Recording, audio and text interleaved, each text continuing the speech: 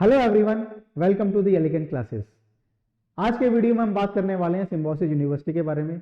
अगर आप 12th के बाद सिम्बायोसिस यूनिवर्सिटी में एडमिशन लेना चाहते हैं, जो कि इंडिया की बहुत ही रिनोन्ड यूनिवर्सिटी है, तो उसके लिए आपको एक एंट्रेंस एग्जाम देना होता है। उसका नाम है SAT, सिम्बायोसिस एंट्रेंस टेस्ट।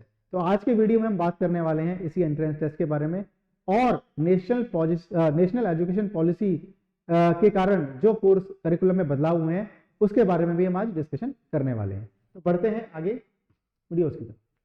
तो यहाँ पे हम देखते हैं इन कोर्सेज में एडमिशन के लिए आपका ये एंट्रेंस एग्जाम कंडक्ट कराया जाता है, यानी कि BBA, मीडिया एंड मैनेजमेंट, ये सब कोर्सेज के लिए। तो यहाँ पे अगर आप देखते हैं ऑनर्स विद रिसर्च, ये आपके लिए कंफ्यूजिंग टर्म्स हो सकती है, लेकिन मैं आपको एक्सप्लेन करूंगा अगली कुछ स्लाइड में कि ऑनर्स क्या चीज है, ऑनर्स विद रिसर्च क्या चीज है और जो भी बदलाव आए हैं वो क्या होने वाले हैं। फिलहाल के लिए इन कोर्सेज में, यानी कि BBA honours with research, BBA media management, BCA honours with research, BA mass com, BSc economics, BSc applied stats, BBA dual degree, in courses में अगर आपको एडमिशन लेना है 12th के बाद, तो बहुत ही अच्छी यूनिवर्सिटीज है जिसके काफी सारे कैंपसेस हैं। जो इसका मेन कैंपस है वो पुणे में है। इसके अलावा आपका नोएडा में कैंपस है, नागपुर में कैंपस है, हैदराबाद में कैंपस है, बेंगलोर में कैंपस है। इन सभी मेट्रो सिटीज में इसका कैंपस है। नाउ ये नीड ऑफ द आवर थी कि कुछ करिकुलम में बदलाव किया जाए, तो उसके तहत कुछ चेंजेस किए गए हैं।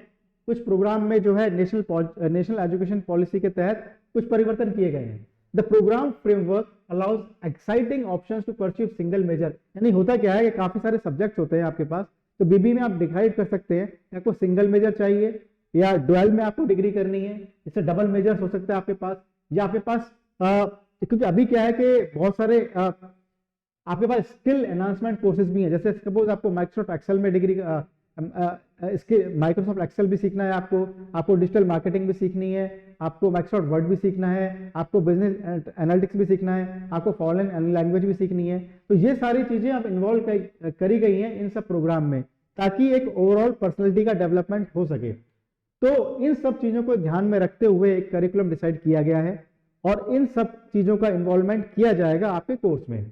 includes opportunities for semester exchange program with foreign universities। यानी कि अगर आप चाहते हैं कि मेरा कुछ सेमेस्टर है वो यहाँ पे हो और कुछ मैं फॉरेन का भी एक्सपोजर लूं, तो वो भी पॉसिबिलिटी रखी गई है। यानी कि आप जैसे 6 सेमेस्टर्स अगर होंगे आपके, तो 6 में से ऐसा भी पॉसिबल है आप 4 सेमेस्टर यहाँ करें, 2 सेमेस्टर फॉरेन में करें, या 2 सेमेस्टर यहाँ करें, 4 सेमेस्टर फॉरेन में करें। तो यूनिवर्सिटीज का कोलैबोरेशन है, इंडियन यूनिवर्सिटी का कोलैबोरेशन है विद द फॉरेन यूनिवर्सिटी, जहां पे आपके पास एक्सचेंज प्रोग्राम रखा जाएगा और कुछ सेलेक्टेड स्टूडेंट्स होंगे जिनके लिए प्रोग्राम ये रखा जाएगा और वो फॉरेन एक्सचेंज होगा वहां पे। नाउ अब ये मल्टीपल एग्जिट और एंट्री क्या है, जिसको समझते हैं।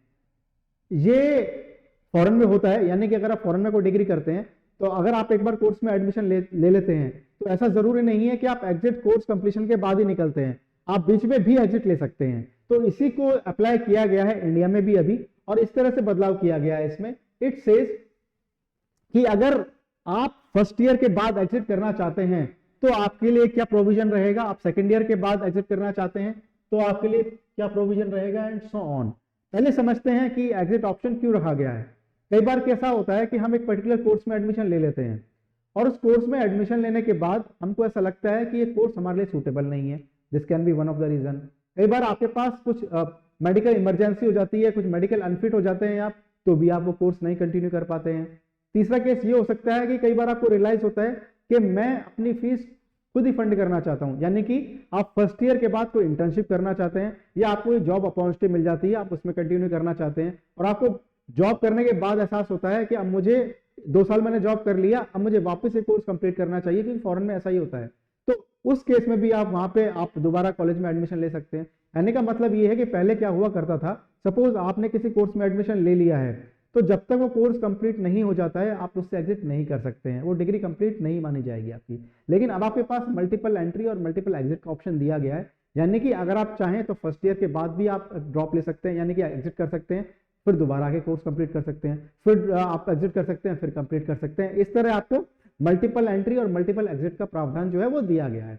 नाउ उसमें यह बताया गया है कि टोटल जो आपके पास होंगे वो 160 क्रेडिट्स का आपको बताया गया है, 160 क्रेडिट्स होंगे।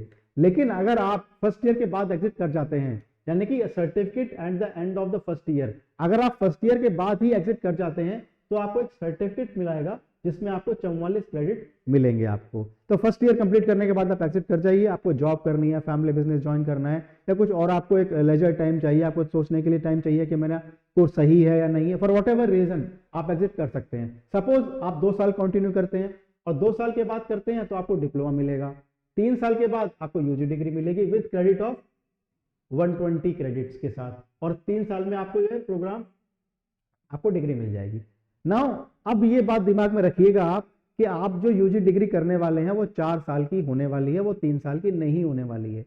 अब ये 4 साल की क्यों रखी गई है इसे समझते हैं। पहले सबसे पहले तो ये इसके 2 कारण है कि वो 4 साल की रही गई है। पहला तो आप ये बात मान के चलिए, जब भी आप कोई यूजी प्रोग्राम करते हैं तो डेफिनेटली आप पीजी के लिए जाते ही जाते हैं, आप मास्टर्स के लिए जाते ही जाते हैं। यानी कि बैचलर डिग्री का हमारा जो करिकुलम हुआ करता है वो अपने आप में सफिशिएंट नहीं है, इसीलिए हमें मास्टर्स करनी ही पड़ती है।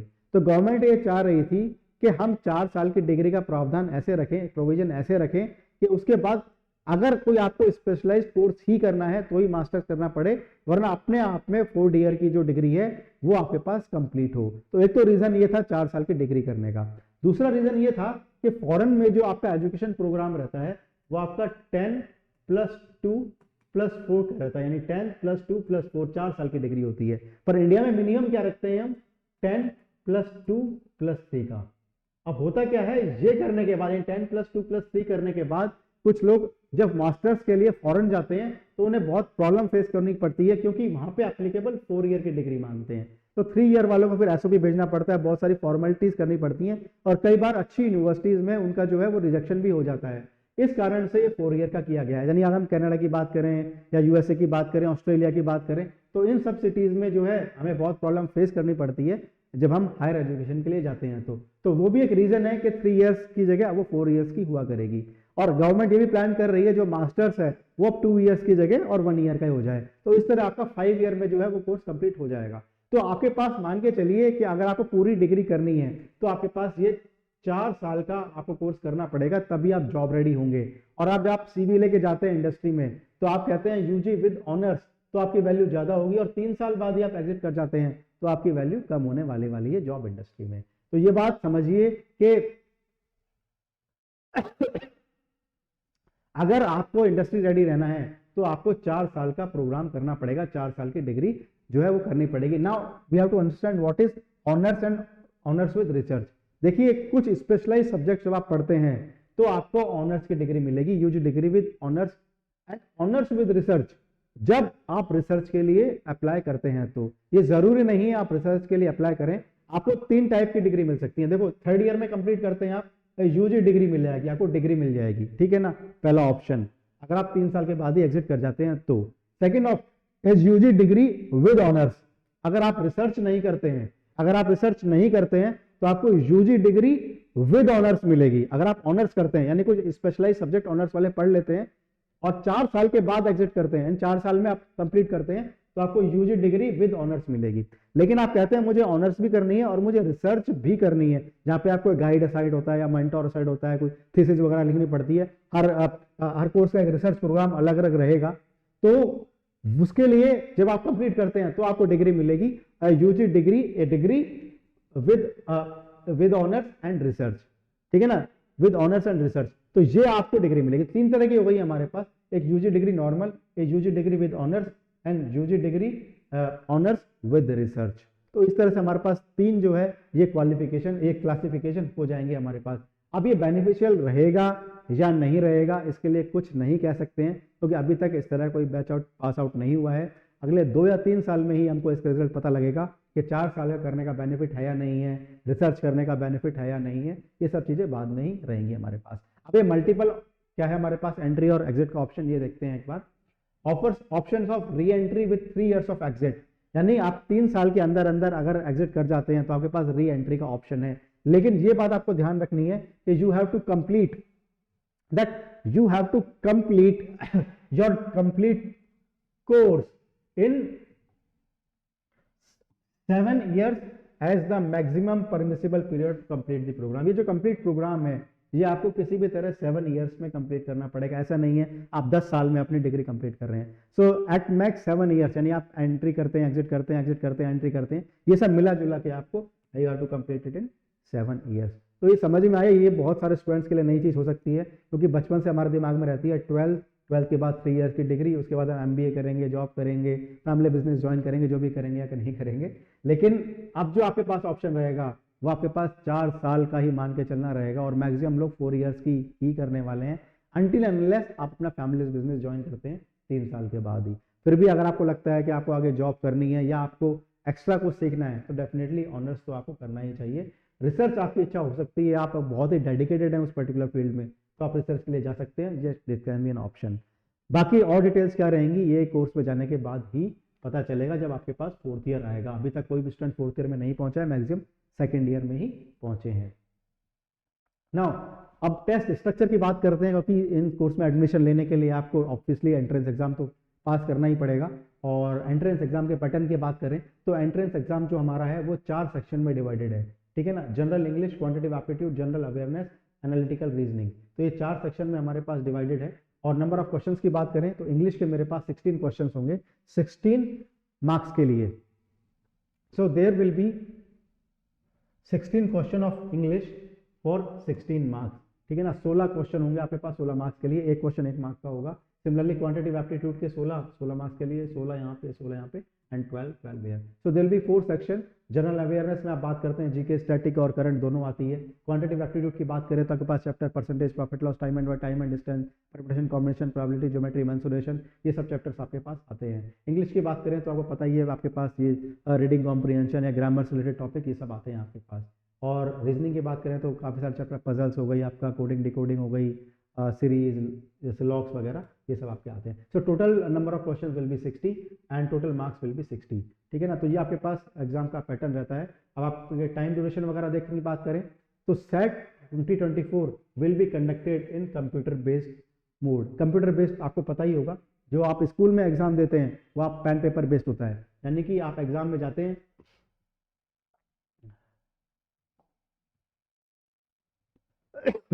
यानी कि आपके पास एक टेस्ट सेंटर असाइन होगा, वहाँ पे बहुत सारे कंप्यूटर्स लगे होंगे।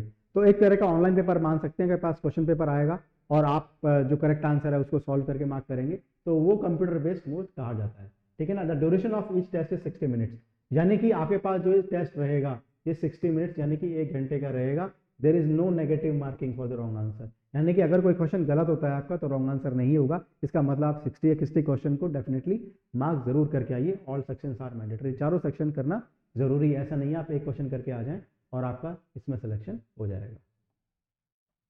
अच्छा, एक चीज और ध्यान रखनी है आपको, जब आप एंट्रेंस एग्जाम देंगे तो उसके बाद सिर्फ entrance exam is not sufficient, आपका इंटरव्यू भी हो सकता है, आपका वैट भी हो सकता है, आपका स्टूडियो टेस्ट भी हो सकता है। आपको मैंने बताया सिम्बोसिस के बहुत सारे कैंपसेस हैं, बैंगलोर है, हैदराबाद है, पुणे है, नोएडा है, नागपुर है।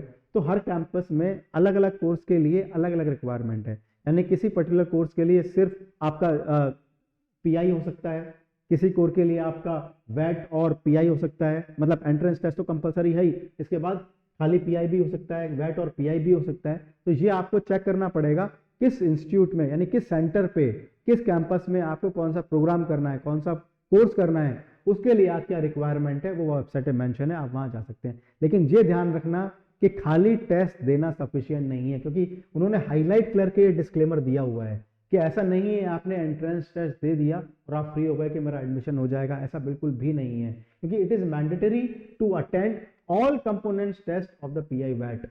स्टूडियो टेस्ट वो मीडिया मैनेजमेंट वालों के लिए होता है जो मास कॉम वगैरह करते हैं, ठीक है ना। तो यहाँ पे अगर आपने सिर्फ एंट्रेंस टेस्ट दिया है तो सफिशिएंट नहीं है।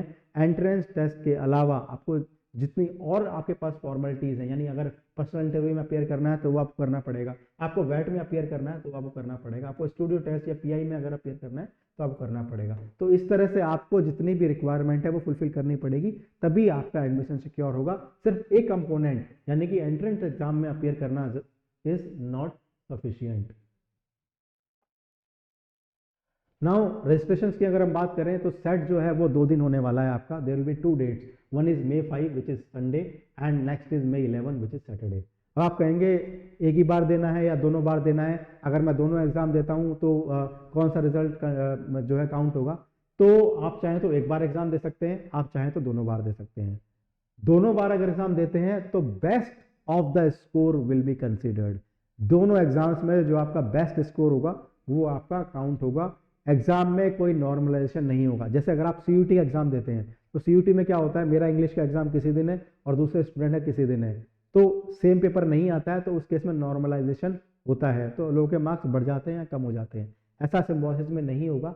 यहाँ पे 2 दिन एग्जाम हो रहा है और इन 2 दिन एग्जाम्स में आप अगर दोनों दिन अपीयर करते हैं तो आप बेस्ट ऑफ द स्कोर, यानी दोनों में से जिसमें आपने अच्छा परफॉर्म किया होगा वो स्कोर काउंट होगा आपके एडमिशन के लिए।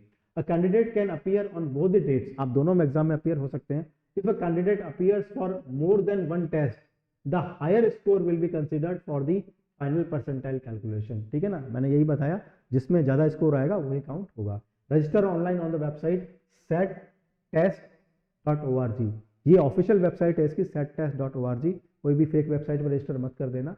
और यहाँ पे रजिस्ट्रेशन करेंगे, नॉर्मल फॉर्मेलिटीज आपको पता ही है, डिटेल्स फिल करनी होती हैं, अमाउंट पे करना होता है और उसके बाद आप अप्लाई हो जाते हैं। एक बार हम इसकी इंपॉर्टेंट डेट शीट देख लेते हैं। रजिस्ट्रेशन जो है वो 12 अप्रैल तक कर सकते हैं, जो कि फ्राइडे है। अच्छा, रजिस्ट्रेशन की डेट जनरली एक्सटेंड होती है, 5 to 7 डेज होती है। तो अभी उन्होंने मेंशन किया अप्रैल 12, लेकिन 5 to 7 डेज डेफिनेटली एक्सटेंड होती ही होती है। लेकिन मेरी बात वैसा नहीं है, आप एक्सटेंड होने का ही वेट करें। 12 अप्रैल तक रजिस्ट्रेशन कर दें, लास्ट डेट तक का भी वेट ना करें। पेमेंट भी सेम डे करना पड़ेगा आपको। एडमिट कार्ड उन्होंने मैंशन किया है कि अगर आप खाली फर्स्ट टेस्ट देते हैं तो 25 अप्रैल को आ जाएगा, और आप सेट टेस्ट 2 भी देते हैं तो आपका 30 अप्रैल तक जो है वो आपका एडमिट कार्ड आ जाएगा। और टेस्ट की डेट आपको पता ही है, May 5 और May 11। Duration of the test is 1 hour. ये टेस्ट टाइमिंग है 11:30 से 12:30, 11:30 से 12:30। पर्टिकुलर टेस्ट सेंटर आपको असाइन होगा, आप टेस्ट सेंटर पे जाएंगे और वहाँ पे आपको कंप्यूटर मिलेगा, पेपर, वो सब आपको आइडिया लग जाएगा, वो इतना इंपॉर्टेंट नहीं होता। दोनों ही टेस्ट का रिजल्ट जो है वो 22 तारीख को कंबाइन होकर आएगा, यानी कि जो आपका बेटर स्कोर होगा अगर आप दोनों देते हैं तो 22 तारीख को, 22 तारीख वेंसडे 22 मई को आपका रिजल्ट अनाउंस हो जाएगा सिम्बोसिस का। उसके बाद जो आपका GDPI की डेट्स होंगी वो भी आपको अनाउंस हो जाएंगी। So this is what is required for this admission exam. No doubt Symbiosis one of the top universities in India. अगर आप BBA प्लान कर रहे हैं, मतलब बहुत सारे कोर्सेज हैं इसमें, लेकिन अगर आप सिर्फ BBA यानी BCom के अलावा अगर BBA टारगेट कर रहे हैं तो मैंने आपको बताया था कुछ टॉप यूनिवर्सिटीज़ हैं। Christ university, Narsee Monjee, Symbiosis university, ये 3 प्राइवेट यूनिवर्सिटीज़ हैं। दिल्ली यूनिवर्सिटी में BMS प्रोग्राम जो होता है उसमें मैथ्स कंपलसरी है, यानी कि आपके पास अगर 12th में मैथ्स है तो ही आप पार्टिसिपेट कर सकते हैं। सिम्बोसिस में ऐसी कोई बाउंडेशन नहीं है, आप किसी भी स्ट्रीम के स्टूडेंट्स हैं, आप साइंस से हैं, आप ह्यूमैनिटीज़ से हैं, आप कॉमर्स से हैं, आपके पास 12th होना ज़रूरी नहीं है, 12th में मैथ्स होना ज़रूरी नहीं है। द ओनली थिंग इज़ आपको एक एंट्रेंस एग्जाम क्लियर करना होगा, जिससे कंपोनेंट ये है। इसके अलावा अगर आप दिल्ली की बात करें तो दिल्ली में IPU भी, IPU CET का एग्ज़ाम देना होगा अगर आपको IPU से BBA करना है तो। सो ये कुछ ऐसी यूनिवर्सिटीज़ हैं जो आपको BBA कराती हैं और इनमें 12th में मैथ्स कंपलसरी नहीं है, तो बहुत सारे स्टूडेंट्स के लिए अपॉर्चुनिटी हो सकती है। नो डाउट BBA बहुत ही अच्छा कोर्स है और अब ये 4 ईयर का हो गया है, तो और भी बहुत कुछ आपको सीखने को मिलेगा इसमें। कोई भी डाउट है आपको सिम्बोसिस रिलेटेड तो डेफिनेटली आप हमें कमेंट सेक्शन में बता सकते हैं। जाते जाते आपको एक खुशखबरी और दे देता हूँ, बहुत ही जल्दी एक ऐप लॉन्च की जाएगी और उसमें आपको सिम्बोसिस के बहुत सारे टेस्ट फ्री दिए जाएंगे, बहुत सारे सेक्शनल टेस्ट होंगे और बहुत सारे यूनिवर्सिटीज़ के, सिम्बोसिस के, क्राइस्ट यूनिवर्सिटी के, नारसी मोहनजी के, CUET के और IPU CET के, सेंट जेवियर्स के, काफ़ी सारे टेस्ट आपको फ्री ऑफर किए जाएंगे। इससे आपको आइडिया लग जाए कि किस तरह का पेपर आपका आता है और आप डेफिनेटली प्रैक्टिस कर सकें। इसके अलावा कोई डाउट है तो कमेंट सेक्शन में बताते रहिए, we will definitely help you. Thank you.